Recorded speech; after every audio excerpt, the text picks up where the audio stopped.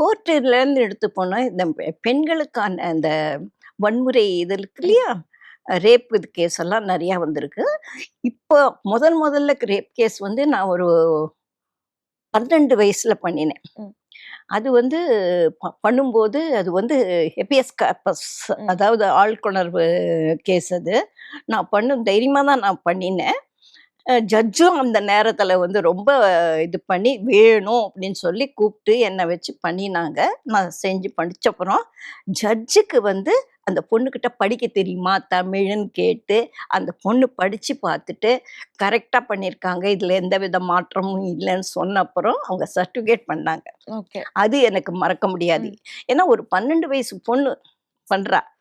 அது வந்து செய்கை ஏத்துக்கலாமா, ஏத்துக்க ம். கூடாதான்னு ஜட்ஜுக்கு ஒரு சந்தேகம். ஆனா ரிட்டர்ன்ல வாங்கி எல்லாம் சரியாக இருந்தது. ம்.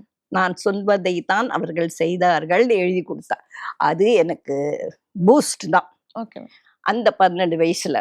அதுக்கப்புறம் என்ன அசோசியேஷன்ல மோல்டு பண்ணி கொண்டு வந்தாங்க.